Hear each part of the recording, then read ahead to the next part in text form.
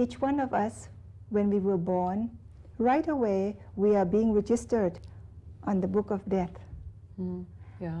The only difference is that we do not know, each one of us, we do not know when we are going to die, but we are going to die. Some days, maybe longer, maybe shorter. So if you know this nature of life and death, then when the time comes, when death comes, you accept it naturally. And if you can accept death naturally, then you do not suffer as much. But if you don't understand the true nature of life and death, then you cling on to it. You cling on to it, and when actually death happens, you suffer so much. So it is the clinging on to, the Clinging on holding, to, the possession yes. that creates Yes. the suffering. Yes.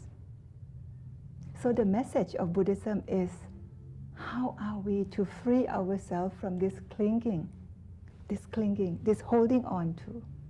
But that doesn't mean I don't love my family, my relatives. That's true. In one level, you do have love your family, but in a higher level, in a, how do you say it, transcendental level, you must realize that that relationship also is not real, it's not permanent. Then our attachment to material goods is not permanent. Right, too. right. So in Christianity... I'm not what I wear. Yes, that's right. That's right. So in Christianity, you would say that the real love would be the love of God. When I was a child, one of the first experiences I had with the idea of Buddhism,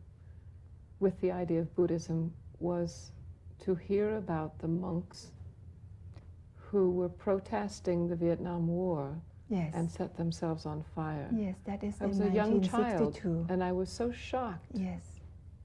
I couldn't understand why, what it would mean, how anyone could do that. Yes. You see, this is a Vietnamese monk practicing Mahayana Buddhism, and we, the Thai people in Thailand, we practice Theravada Buddhism. We couldn't understand that neither. So we thought, how could it be possible? You kill yourself, and that's the first precept, that you should not kill. You should not kill others, you know, worse to kill yourself.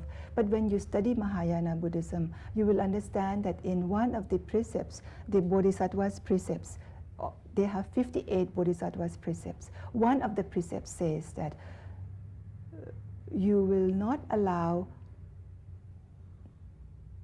adharma, they use the word adharma, that is the power from the other side to conquer you. I mean, you are supposed to protest. You're commanded You're to commanded. protest. According to this precept, you are commanded to protest. And that, I really appreciate what the Vietnamese monk did. In the face of evil. Yes, in the wrong. face of evil, or in the face of the what you call oppression, yes, the power of the other power that was trying to suppress Buddhism in Vietnam. The mandate to resist. Yes, so he was not doing it for himself. He was doing it for Buddhism, for the world. I can understand the cause, but I can't imagine what it would take morally, personally, to give up my life. When you have strong faith, you have commitment, conviction to something spiritual, that is a greater cause. It doesn't mean that this monk doesn't love his life. You know, he loved his life like us also, but he loved something more.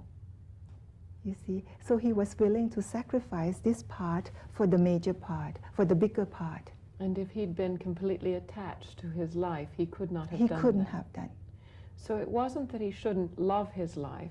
It isn't that we shouldn't love our children. No. But that we are able, when something higher calls, Yes. to accept that Yes. and move Yes. toward it.